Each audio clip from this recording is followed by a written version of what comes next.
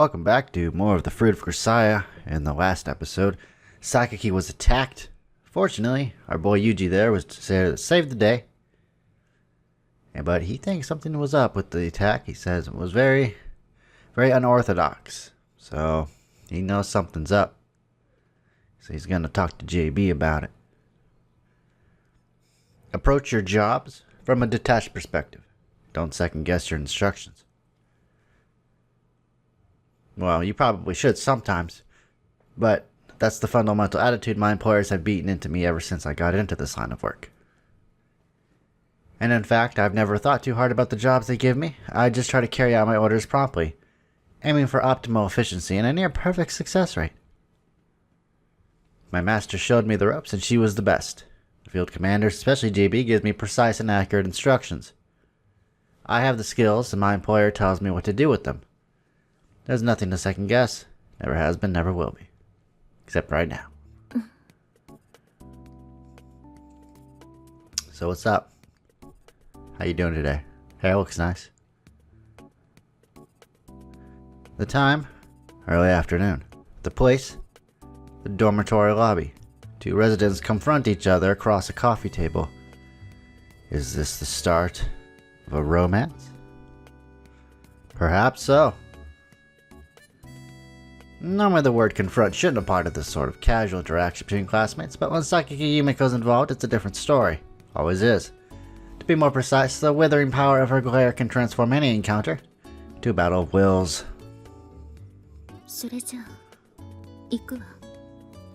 Sure.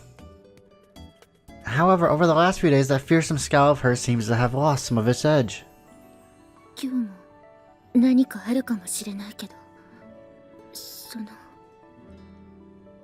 Proceeding slowly toward the door, Sakaki mutters the words without looking in my direction. Her voice is unusually uncertain, carrying more than a hint of genuine concern. Don't worry about it. Whatever happens, I'll protect you. You're right. I shouldn't. No, you're right. I shouldn't. Most of the time I can protect you.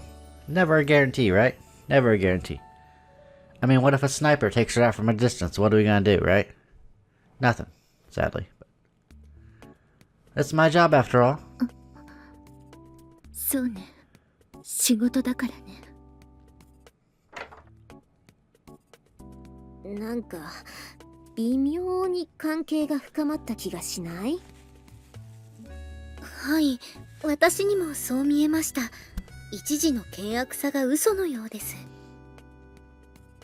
つってもさ、なんか仕事がどうとかこうとかめんどくさいこともいろいろ言ってんだよな。お兄ちゃんもどこかビジネスライクでやってるっぽい感じがするのよさ。何？ビジネスって仕事よね。ライクって何？生活だっけ？あ、それはライフか。で、ライクってなんだっけ？好き？仕事好き？みちる様、お菓子を差し上げましょう。マシュマロです。しばらくもぐもぐしててください。Poor Michiru. I feel bad for her. ありがとう。でもなんでまあ、確かにマキナの言う通り、険悪ではなくなったけど、微妙な距離感を感じるのも事実なのよね。謎は深まるばかりなのよさ。The mysteries are always there. そうですね。もぐもぐ。これおいしい。もぐもぐ。Marshmallows are good. Now I want some marshmallows. I have hot chocolate, but no marshmallows. It feels weird. Together we walk the usual road to the riverbank. Although I'm not sure if together is exactly the right word, for a number of reasons. First of all, there's our physical distance. Sakaki and I always walk a few meters apart. A few days ago, Sakaki had been purposely creating that gap, even trying to widen it, but now, if anything, I'm the one consciously maintaining our distance. I'm acting as a close protection bodyguard, normally speaking. The closer I can be at point-blank range, the better. But at the moment there aren't any visible threats, and I don't expect any bullets to come flying Sakaki's way. The girl reacts strongly against overprotectiveness, so I'm trying to give her some space when I can. If I take a step forward and stretch out my hand, I can reach her. That seems the right distance to me. Sakaki soon assumes her standard moderate rapid pace. No longer trying to escape me, but not looking back or making conversation either. Her long black hair flutters behind her. I follow at the same pace, careful not to fall behind. Since the first attack several days ago, Sakaki's outings have constantly been attracting similar groups of shady suited men. Sometimes they're lurking around in the distance, sometimes they try the forcible approach. Their objective seems to be a kidnapping, but obviously that has not happened yet. I've been continually scaring them off, physically repelling their abduction attempts when necessary. And as such events became a new part of her daily routine, Sakaki's previously defined and indifferent behavior started to change. Only natural, I guess, right? No matter how much the girl insists she doesn't care about her life, the experience of real danger probably inspired some fear. Presumably, this softening in her attitude toward me is a byproduct of that change in her state of mind.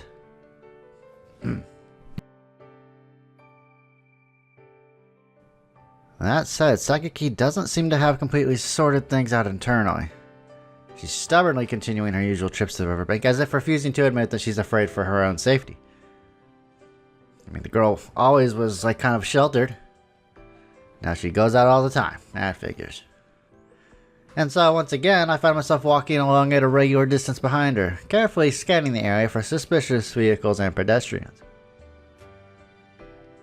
No, nothing for the moment as usual.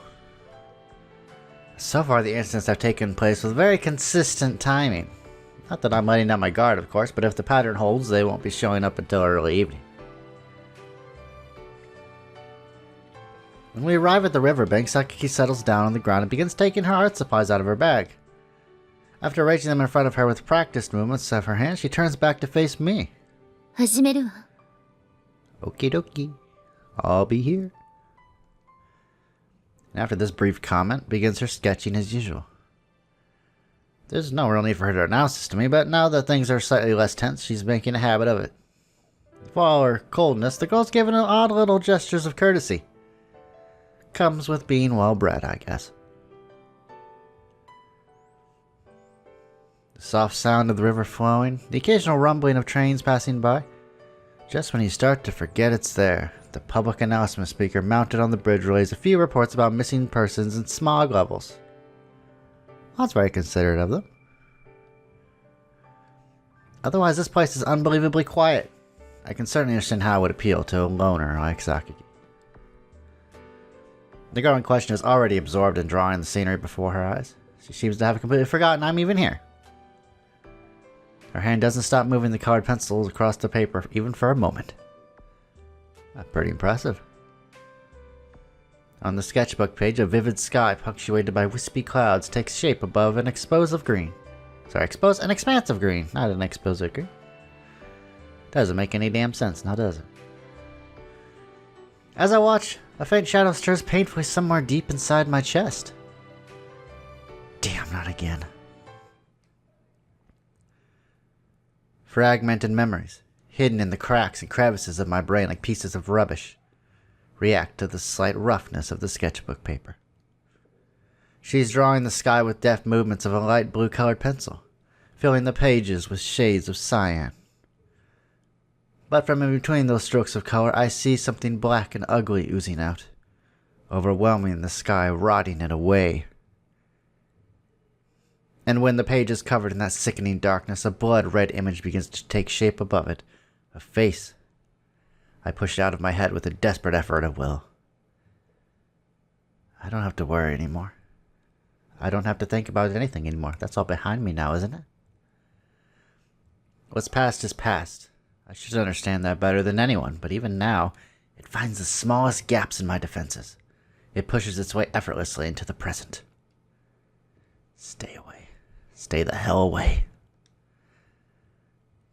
The person I am today struggles with the thing attacking me, forcing myself to focus on the reality before my eyes. I draw deep, slow breaths, and in time, the dark entity dissipates. Interesting. A refreshing summer scene spreads out before my eyes once more. My body's damp with sweat that has nothing to do with the heat. Won't let me forget about you that easily, huh? I mutter the words to myself too quietly for Sakaki to hear. I can't erase the memories, but at least my voice is erased by the breeze. The wind that blew my words away carries the clouds above slowly toward the sea. The sky itself is beautiful enough to seem artificial. At its very edge, a tinge of red begins to grow. Better prepare for the attack. Just as when she began, Sakaki informs me briefly that her sketching session has concluded. At first, she just put away her materials silently, then headed back without any fanfare whatsoever. But recently, she's been considerately letting me know. I see. Now, unfortunately, it seems like they're just getting started here. My voice has a little more than a little tension in it. Sakaki's expression instantly grows gloomy. Yeah, and it seems like we got some troublesome ones on our hands this time. Moving Sakaki behind me, as always, I look around the area. God damn it, again. It's the same guys. These ones really look like trouble. The moment I get a better look at the group clambering slowly down the slope from the vehicles above, I can feel my body growing tenser. It's like something out of a ridiculous superhero drama. Groups coming after Sakaki have been growing incrementally stronger with every passing day. At first I've been able to deal with them without breaking too much of a sweat, but by now the fights are starting to get too close for comfort. This pattern needs to change, and soon. Would help if JB was answering her fucking phone. What the hell's going on over there anyway? There are some strange common features about the behavior of these people. My suspicions about their unnatural actions during the first attack have only grown. I'd wanted to discuss that, as well as hash out some countermeasures to reverse this rapidly deteriorating situation. But my beloved superior suddenly decided to stop responding to my calls. That's extremely unusual, especially during a mission. Thinking about it from another angle, it could well be that she's deliberately cut off contact after deciding it would be counterproductive somehow. In other words, an implicit message to focus on the problems in front of you for now. That said, if this goes on much longer, it's going to get tough. As always, the group approaches only gradually, tightening the net around us little by little as if to intimidate. It's all strangely artificial. The inefficiency of their movements must be intentional, but I don't know what that means, and I can't act on the basis of vague hunches. For now, the only thing I can do is protect Sakaki Yumiko from the threat in front of us. That's my job, and my responsibility. They're coming. Dodging the first man's kick by a hair's breadth, I grab his ankle and wrench it sharply upward. Before he even hits the ground, I can hear the second and third attackers rushing up from behind. I immediately spin around, pull Sakaki to safety behind me, and take a stance. Oh, man, I'm beat. How many times did I tell you I'm fine?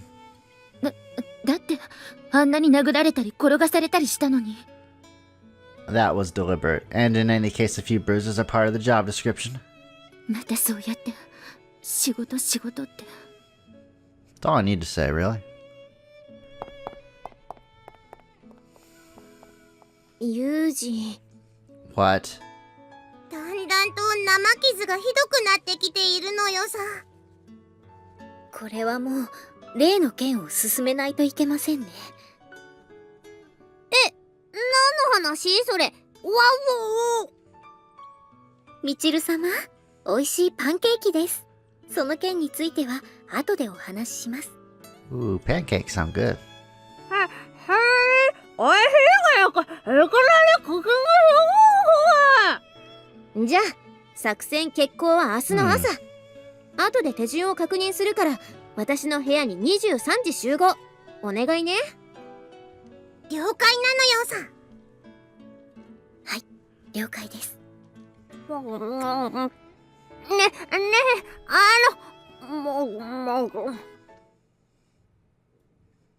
Wonder what they're gonna do. Probably stalk us, I would imagine. いい天気ね。何の音？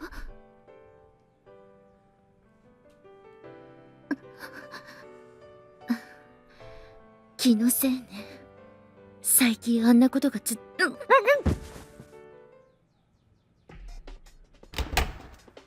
She's gone. Moments ago, I made my way to Sakaki's room for my usual morning checkup, only to find her door hanging wide open. On very rare occasions, a woman might leave her door open on a crack while doing her laundry or something, but I've never seen it like this before. What's more, the suspicious handkerchief abandoned just outside the entrance makes it clear that she hasn't just stepped out for a moment. God damn it, they got me! Unbelievable.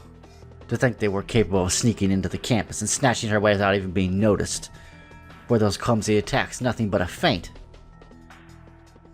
I'd lowered my level of vigilance somewhat inside the dorm since there's almost always other people around. Seems I've badly underestimated my opponents. They can't have gotten far yet, I have to hurry. But just as I turn to make my way outside... 大丈夫です、風見さん。Sachi, an eerily calm voice from behind, stops me in my tracks. The girl looks up at me with a knowing expression on her face. 榊さんをお探しなのでしょ、風見。Sachi, why do you... 答えは簡単です。私が榊さんを略取したからに他なりません。You're working for the enemy. What? I'd always suspected this woman had enough potential to enroll in a national intelligence agency with the right recommendation. But I hadn't even considered the possibility she was already affiliated with some organization. My carelessness has came back to bite me on this one. Well, do you have some demand of me or my employer? You kidnapped Sakaki as a bargaining chip, didn't you? Do you expect me to fulfill terms of some sort in exchange for her return? Or perhaps... いえ、違います、風見さん。私はそういった目的で榊さんを略取したのではありません。Say what? マキちゃんに依頼されたので、いえ、正確にはその後ろには天音さんがいるんですが。Now it's finally making sense. Most likely a certain authority within the dorm rashly pressed Sachi into carrying out some ridiculous scheme, resulting in the unfortunate Sakaki being taken captive. Something along those lines anyway. I can't even begin to speculate about their objective here, but it's probably safe to assume it's some variety of harmless idiocy. ともかく、主に私たちの私的な理由から行われたことですので、その目的が達成されれば、すぐに榊さんはお返しいたします。You can't tell me anything about these personal reasons, or what have you? 誠に申し訳ありませんが、それは固く禁止されています。Even if I pat your head.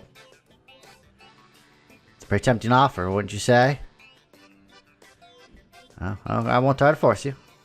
Considering Sachi's personality, it'd probably just cause us both a lot of grief if I pushed for more. I'm already completely reassured that it's nothing more than the usual shenanigans, so the details aren't that crucial now.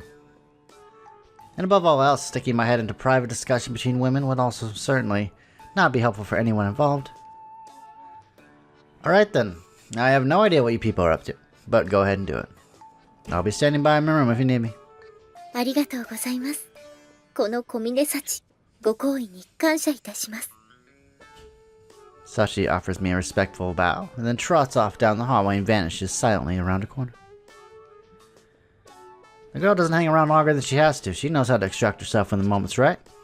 I have to say, I really do think Sachi has some talent in that field. Huh. ただいま戻りました。Oh my gosh. That's great. Look at that. Oopsie. Poor Sakaki. I love the chibi models. They're so cute.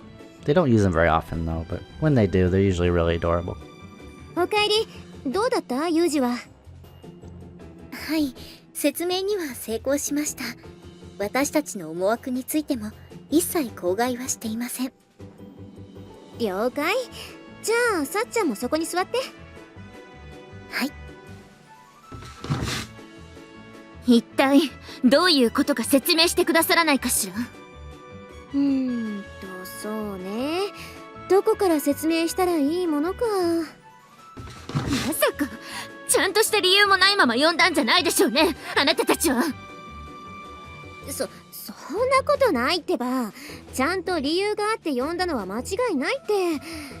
ただまさかこんな大行な形で呼ぶことになっちゃうとは思わなくてね。落ち着いてください、榊さん。私たちもできるだけ穏便にことを進めたいと思ってこういう手段を取ったまでです。あなたたちの言う穏便っていうのは、薬で眠らせた挙句両手両足を縛った上で椅子に拘束することを言うの？サチに何が何でも連れてこいって言ったのがまずかったのよさ。あんたね、そんなこと言ったらこうなるってことぐらいわかるでしょ普通。榊さんを支障なくこの部屋に呼ぶ、その条件下においてできる限りの方法を選択したつもりだったのですが、そこで薬染み込ませたハンカチを吸わせる方に考えがいくんだから、本当に恐ろしいわね、サチって。I actually read somewhere that chloroform actually doesn't really work that well for knocking people out because they would need to like inhale like a whole bunch of it. It just, I think movies and TV and stuff kind of have that kind of impression, so. もういいわよ。経緯はどうだっていいから、さっさと要件を済ませてくださらないかしら。はい、じゃあ始めさせていただきますわね。ったく、なんで私がこんな下手に出なきゃいけないのよ。まだ何か？いえ全然。珍しい。アマネーがちょっと引いてるのよさ。なんか蛇対ハブって感じで、どっちも迫力満点だけどね。みちる様、私ごときが差し出がましいかもしれませんが。もう分かってるわよ。ハブも蛇の仲間だって言いたいんでしょ。分かってるわよ。ニュアンスよ。漢字で受け取りなさいよ。はい、わかりました。漢字で受け取ります。ハブだって蛇だって構いません。いいんだってよ。よかったな、チルチル。ムカつく。ムカつく。あのね、あんたたちうるさい。まだなのかしら。ごめん。じゃあ改めて単刀直入に聞くわね。榊さん、あなたユージと今現在どういう関係にあるわけ？ These people really need something to do with their day-to-day lives. 関係？ここしばらくあなたとユージが外に出かけた際、必ずと言っていいほどユージがいかにも何かあったって感じで帰ってくるの。What can I say? Sakaki's wild in the sack, if you know what I mean. でもさ、あいつに聞いたとこで絶対に何も答えてなんかくれなくてね。それであなたに聞こうと思って。別にね、あなたとユージが何か特別な関係になったとかなら、私もそれはあなたたちのことだし、介入するつもりなんかないの。She's not gonna stick her nose into it if it's a special relationship, and yet she's tying her up and forcing her to confess what kind of relationship she's actually in. Like, it kind of goes beyond, kind of goes against what you just said, right? ただ、もし何か別の事情があるんだったら、 willingly or 話してくれないかなっ unwillingly. て思ったの。まあ、ほら、なんだかんだ言ってもうちら6人しかいないわけじゃん。その中であんまし分かりやすく目に見えるような秘密抱えてても気持ち悪いかなって。 Honestly, Yumiko never really talks to you guys all that much. She kind of keeps to herself, so she might not even consider anyone friends. 榊さんが一人でそういうの抱える人なのはわかるけど、今回はもう一人噛んでるしさ。それで、そう、あくまでも目的は風見くんなのね。今何か言った？別に。理由は父の依頼よ。風見くんが私の周りについているのは護衛するため。他には何の理由もないわ。think they're gonna buy that? お父さんの？そうよ。スオさん、あなたはご存知よね。I believe he visited the school at one point in the story. Way back when. そりゃあね、うちのお父ちゃんとこのお得意さんだし、ここに入学する際にもいろいろあったし。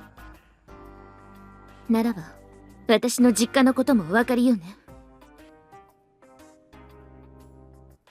うん。ってその流れで言うと、護衛が必要な件って、つまりは榊さんを。そう。略取、誘拐などの脅威から守るために、私が一人で行動する際、そばについて行動を共にする。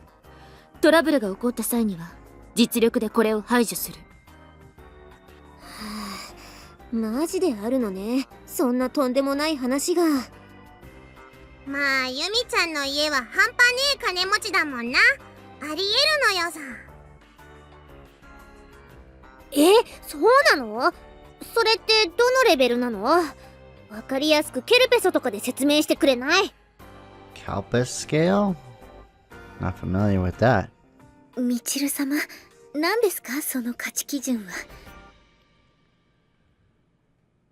ケルペソあんじゃん、原液。白くてぬるったいの。あれと水の比率を測れば、その家のリッチさがわかるって聞いたことないの？ Well, let's just say if there's a penny in the street, they don't have to bend down and pick it up. That's how rich they are. みちる様、幸は、この小峰幸は寂しゅうございます。なんでよ。ちょっと、なんで寂しいのか答えなさいよ。そういう実家小ネタは後にしなさいな。今、榊さんに質問を。ケルペソ、うちは10対1だったな。水が10で、ケルペソ1。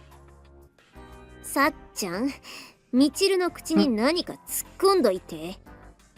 わかりました。Ooh, みちる lollipop. 様、飴を差し上げましょう。榊さんの事情は今の説明で分かったけど、で、それにどうしてユージが関係してくるの？風見くんの仕事は国が関係してるそうよ。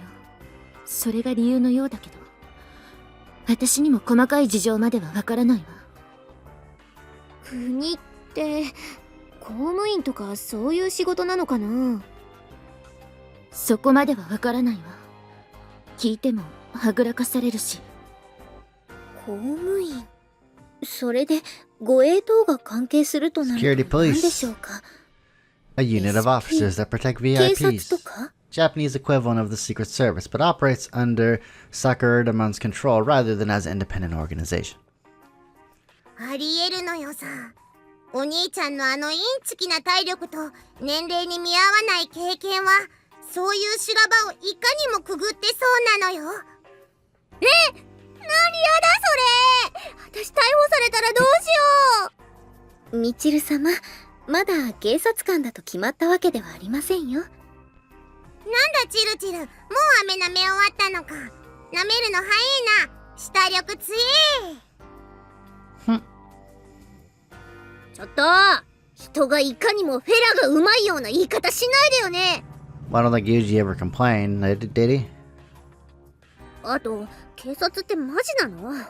みんな怖くないの？逮捕するってユージが言ったら一巻の終わりなのよ。ねえ。Nah.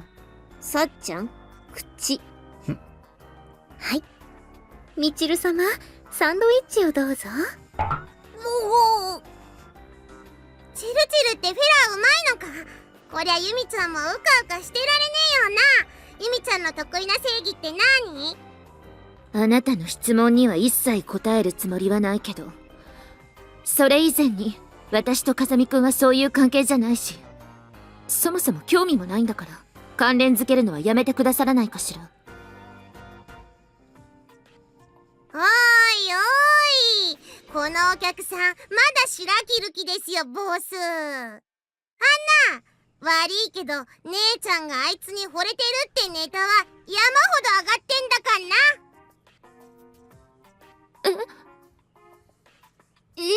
もうそっちの話しちゃうの？急じゃない？いいってもうゲロってもらいやしょうぜボス。このままノラクラと世間話の延長やってたとこでこの姉ちゃんの口はちっとも開きそうにねえし。ボスって何よ。まあいいわ。じゃあ始めよっか。何？ Phase ネタっ 2? てあと第2部って何よ？サチン、例のものを床にぶちまけてやんな。 Uh-oh. はい、そーれ。これはクーデレユミちゃん出れ始めるのず An illustrated history? 私の写真。 Photographs. いつの間にこんな。これは寮の入り口ですね。出かけようとする榊さんを捉えました。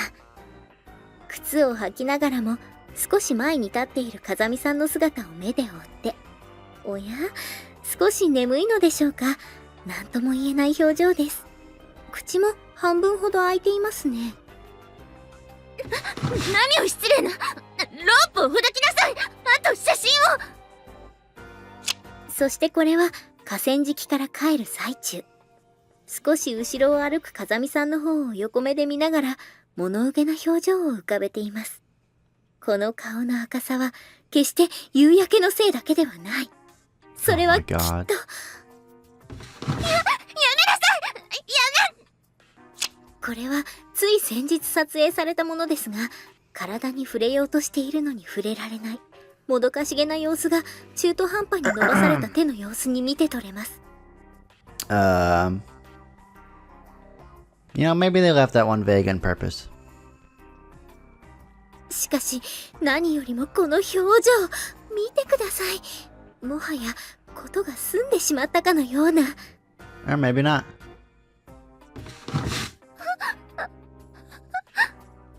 お分かりの通り、これはもう恋する乙女の顔ですね。実際この写真以外にも撮影者によっていろいろと証拠は握られているわ。指揮者に見せればもう突っ込まれててもおかしくないでしょってコメント来るでこりゃ。何？突っ込んでるって何を？ボケの反対？みちる様、いつまでもそのようなみちる様でいてくださいね。だから何なのよそれって。私マジでわかんないんだけど。口。 Plug the hole. はい、 Cork? みちる様、ジュースです。ごぼう。まあともかくこれだけすでにネタは上がってんの。これ以上の抗弁は見苦しいだけだと思うけどね。What happened to the 榊由美子さん。 whole, we're not gonna, not our, she was like, that's not, it's okay, if your feelings, I'm not gonna pry, and then they have all this evidence.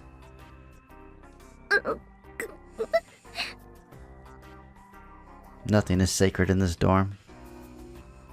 認めなさい。あなたは風見雄二に惚れてる。卑怯よ。あなたたち卑怯だわ。こんな隠し撮りしてまで私のことを笑い物にしたかったの。それは私だってコミュニケーションを取ろうとしなかったし、あなたたちとも距離を置いて生活はしていたけど、だけどそれにしてもこうなるって。 Yumiko's not gonna be friends with you now, you catch more flies with honey than vinegar, as the saying goes. いや、笑い物にする気とかないんだけど。いや、だから最初にも言ったじゃない。もし榊さんとユージがそういう関係とかだったら、私たちが変に邪魔しちゃうと悪いからさ、むしろちゃんと確認した上で陰ながら応援でもできればって思ってたのよ。申し訳ありません。どうしても外側から見る限りでは確証が持てなかったので、少々荒っぽい方法ではありましたが、ご本人に確認を取らせていただきました。これで由美子がユージに対してどう思ってるのかが分かったし、それならそうとして動きやすくはなるよね。 Is she gonna admit it? まあこれ見せてどういう反応すっかみんな楽しみにはしてたけどな。Oh. てなあまね。どういうわけなの、榊さん。そうなの。わかったわ。分かってもらえたのならオッケー。でもやっぱりその気遣いは無用よ。え？だって私から風見くんへの気持ちなんて所詮は一方通行だから。ユミちゃん。風見くんに聞いたのよ。なんでそうまでして守ってくれるのかって。そしたら返ってきた答えは A one-sided love from an ice-cold princess. Aww. まあ当然よね。そういう経緯でもない限りは私みたいなののために体張って守るなんてありえないもの。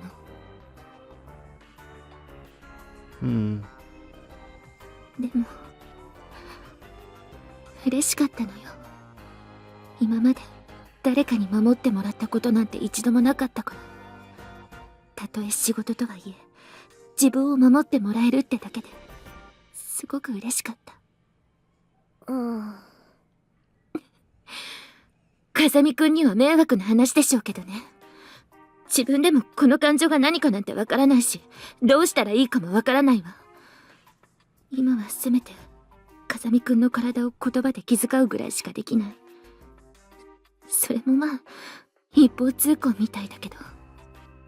榊さんはさ、誰か好きになったこととかないの？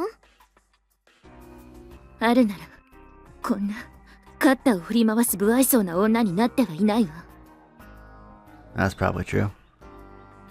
ごめん、辛いこと聞いちゃったわね、私たち。What is with box cutters anyway? It's like the go-to weapon. I don't get it. 別にいいわよ。元から滑稽な話だもの。I was looking at this game called Roulette, and it also had a box cutter in it, and I'm like, that must mean something. まあでもそうとなればあの鈍感には少しぐらいは榊さんの魅力について教えてあげないといけないわよね。よーし。Uh-oh. Makeover for Sakaki? だな。ユミちゃん基本的にガタイは抜群だし、お兄ちゃんが溜まってそうな時にケツでも振れば一発なのよさ。Yuji has fucked every fucking person in this goddamn show. Men and women alike. だからはい、全くその通りだと思います。風見さんは自らの前に置かれた最上の末膳に早く気づくべきですし、膳もまた食べてもらいたいと望んでいるわけですから。Okay. ご飯の準備なんていつ終わったの？ねえ、サチ！ちょっとだからあなたたち何かとんでもないことを風見くんに言うつもりじゃん。 This is gonna be good. 言っちゃった。ね。 Looks like it's just you and me. Oh, I'm the narrator. I must be impartial. Seems like you're in quite the predicament here, young lady. You're all tied up. Nowhere to go. That's a shame. Hopefully they remember you're here. で、私は一体いつこれをほどいてもらえるの？ I would do it myself, but unfortunately, you don't really exist. I shouldn't say that. I don't want you having a, existential crisis or anything.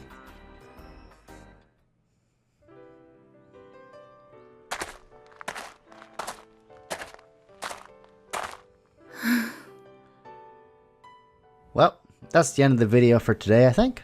Made a lot of progress today. So with that, I will see you guys next week on more of the Fruit of Grisaia. Have a good day.